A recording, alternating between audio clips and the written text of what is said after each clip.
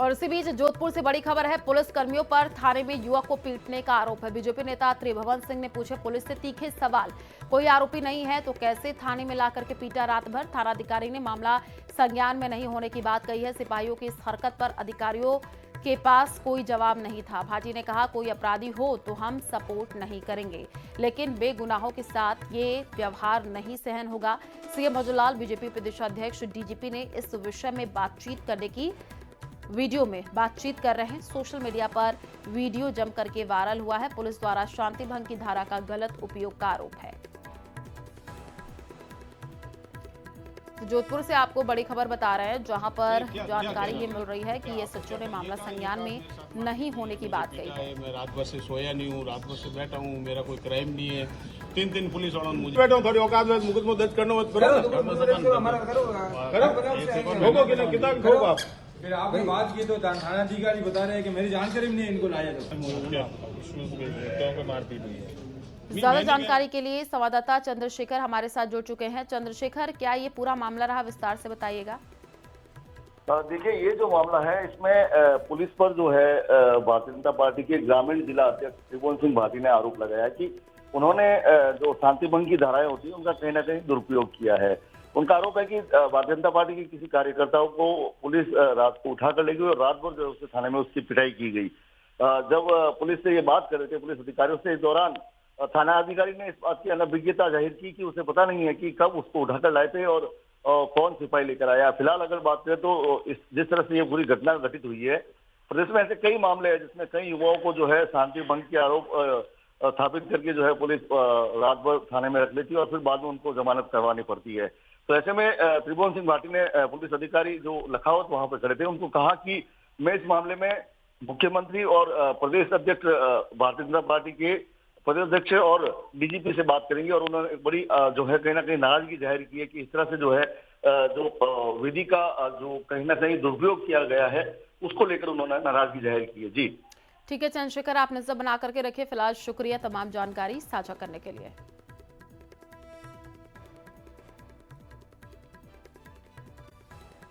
जमीन को निजी बता करके रजिस्ट्री करवाने का सनसनीखेज मामला सामने आया है। आरोप है कि तहसीलदार और भूमाफिया की मिलीभगत से कडाड़ा विभाग की जमीन पर फर्जी एनओसी बनवा करके रजिस्ट्री करा दी गई। अब शिकायत कलेक्टर तक पहुंच गई है। जांच टीम गठित की गई है। देखिए,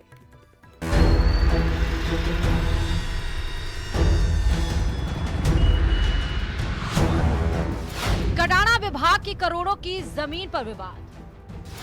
नगर पालिका की भूमि को निजी बताकर बेचा। सवालों के घेरे में विभाग।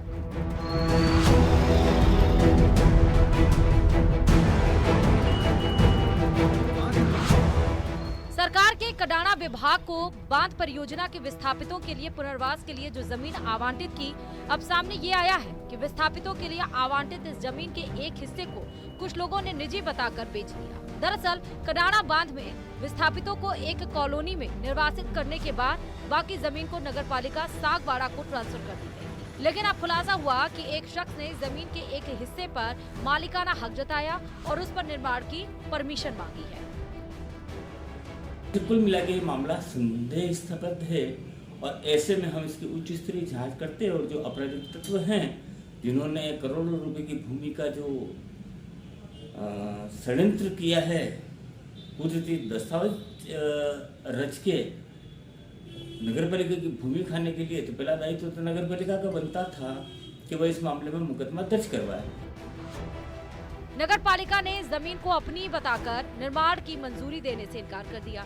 लेकिन ये बेहद हैरानी की बात है कि कडाड़ा विभाग से दिनेश जैन नाम के शख्स को एनओसी कैसे मिली और फिर कमलेश राव नाम के शख्स को जमीन को 60 लाख रुपए में बेच दिया गया। हालांकि कडाड़ा विभाग ने एनओसी देने वाली बात से इनकार कर दिया और इस मामले की जांच जारी है।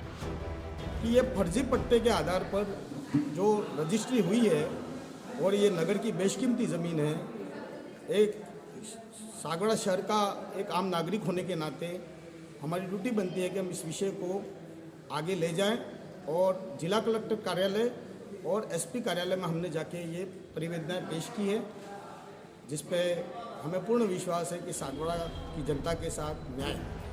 इस मामले की शिकायत नगरपालिका, कडाड़ा विभाग के अलावा कलेक्टर से भी की गई है। इस मामले में न्यूज 18 ने नगर पालिका और कडाड़ा विभाग से बात करनी चाहिए तो उन्होंने मामले में कुछ भी बोलने से मना कर दिया। वहीं सागवाड़ा एसडीएम ने बताया कि मामले की शिकायत कलेक्टर से की गई है, जिसके बाद कलेक्टर के निर्देश पर जांच टीम बनाई गई है।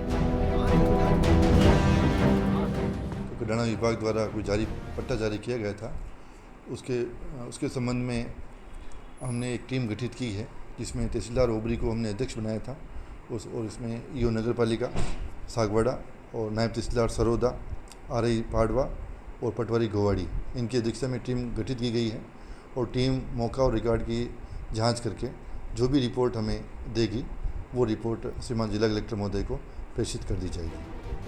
बहरहाल जांच जारी है, फर्जीवाड़ा है या मिलीभगत, ये रिपोर्ट आने के बाद ही साफ होगा। लेकिन फिलहाल इस पूरे प्रकरण ने सागवाड़ा नगर पालिका, कडाड़ा विभाग और तहसीलदार की भूमिका पर गंभीर सवाल खड़े कर दिए हैं। न्यूज 18 राजस्थान के लिए डूंगरपुर से जयेश पवार की रिपोर्ट।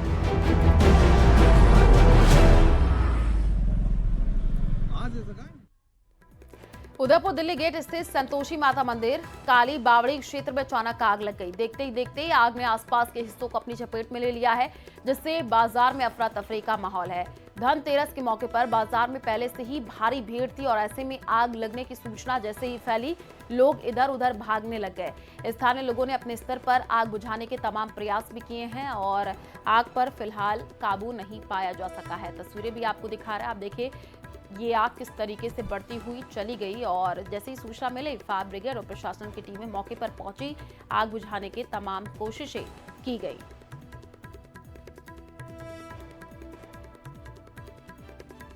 तो उदयपुर की ये तस्वीर आई है जो कि आपको दिखा रहे हैं। देखिए फायर ब्रिगेड की टीम भी मौके पर पहुंच गई और आग लगने से बाजार में अफरा तफरी का माहौल देखने को मिला है।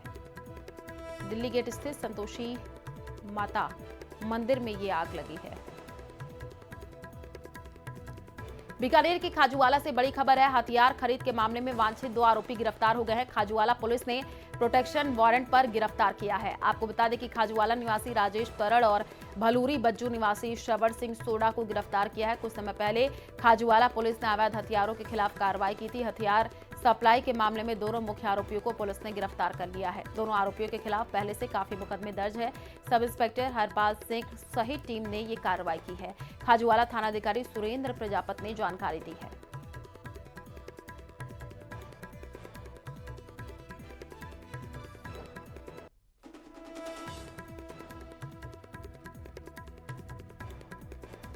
बड़ी खबर, जैसलमेर हादसे में अपडेट आ चुका है। हादसे में मृतकों की संख्या 24 पहुंच गई है। जैसलमेर के मनोज भाटिया की मौत हुई है और दोपहर में महिपाल सिंह की मौत हुई थी। महात्मा गांधी अस्पताल में इलाज चल रहा था। 5 जो घायलों की हालत है खराब है। कुल 11 मरीजों का इलाज चल रहा है। बड़ी खबर इस वक्त आपको जैसलमेर हादसे से जुड़ी हुई दे रहे हैं और इस हादसे में जो मृतकों की संख्या है 24 पहुंच चुकी है। जैसलमेर के मनोज भाटिया की मौत हुई है। दोपहर में महिपाल सिंह की मौत हुई थी। महात्मा गांधी अस्पताल में इलाज चल रहा था। 5 घायलों की हालत खराब हो गई है। कुल 11 मरीजों का इलाज चल रहा है।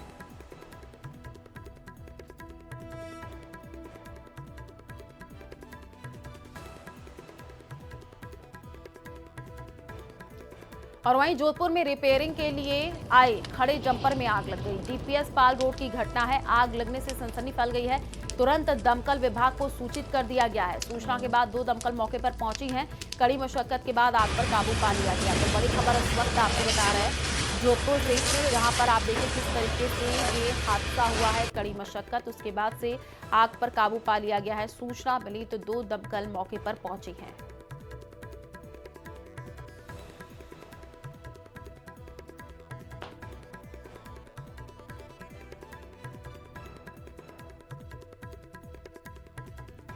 गलत तरीके से की गई कमाई में रुपए पैसे ही नहीं, मान सम्मान भी इंसान गवा देता है। लेकिन माया के फेर में पड़ा इंसान इस छोटी सी बात को समझ नहीं पाता और बड़ी मुसीबत में फंस जाता है। 12 से ऐसी ही रिपोर्ट आई है, देखिए।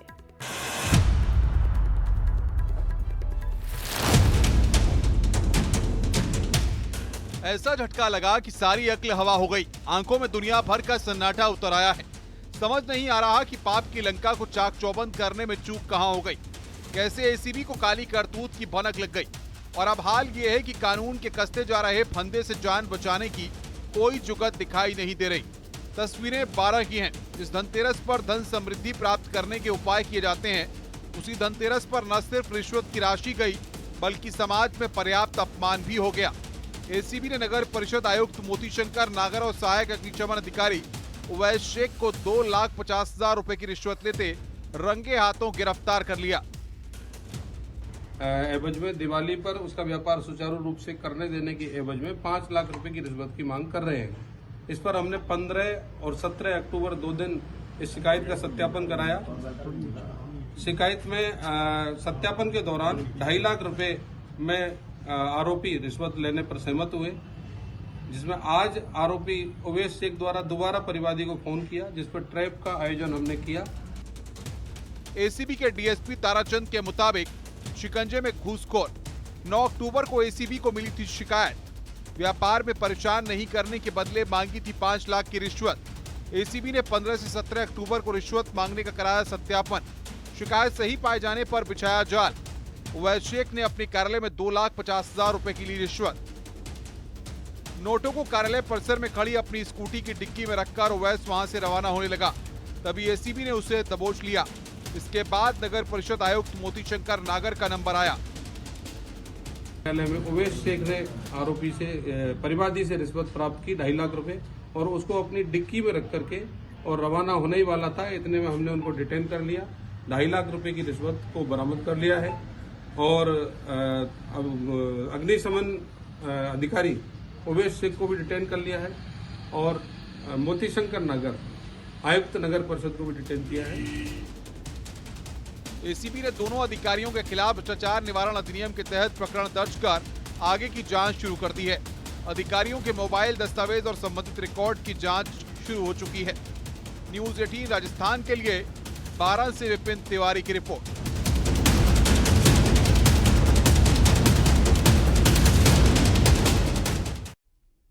12 में अंता सीट से बीजेपी उम्मीदवार मोरपाल सुमन ने पार्टी पदाधिकारियों की मौजूदगी में नामांकन पत्र दाखिल कर दिया। वहीं उदयपुर में आत्म भारत संकल्प अभियान के तहत आयोजित कार्यकर्ता सम्मेलन में केंद्रीय मंत्री गजेंद्र सिंह शेखावत ने भी अंता उपचुनाव में बीजेपी की जीत का भरोसा जताया है। देखिए।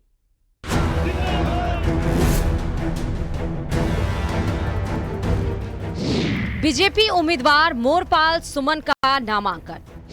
पार्टी पदाधिकारियों ने जताया जीत का भरोसा। अंता सीट पर है त्रिकोणीय मुकाबला।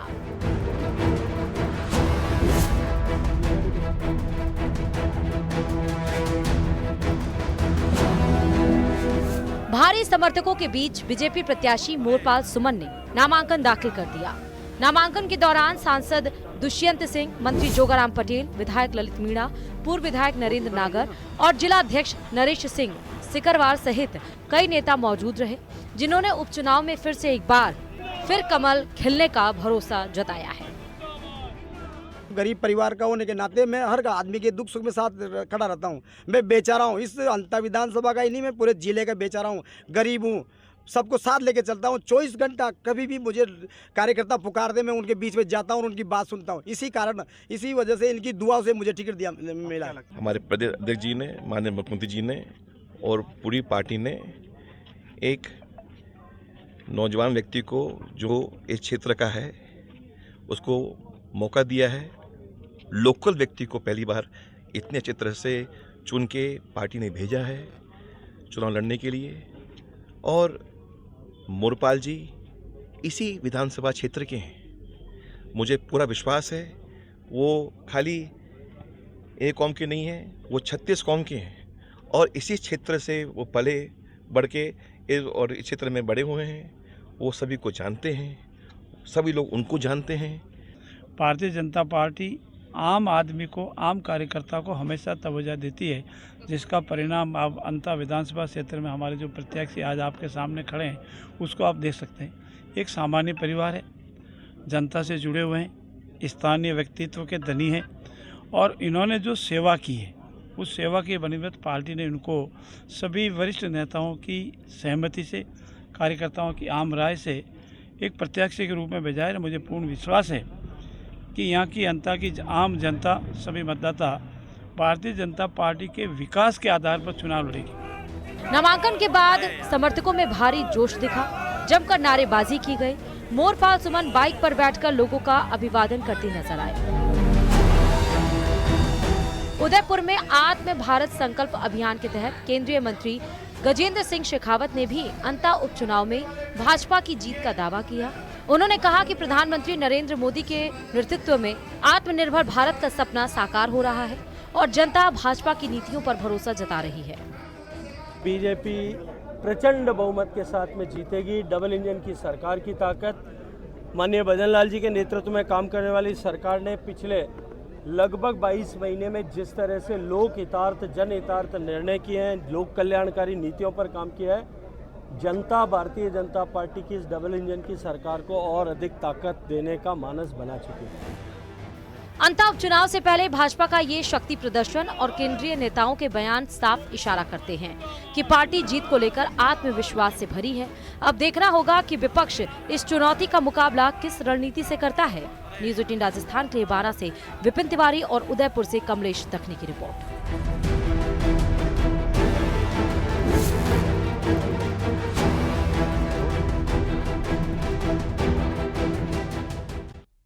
रोशनी से जगमगा रहा है। हर चौराहे को विशेष सजावट और थीम आधारित झांकियों से सुसज्जित किया गया।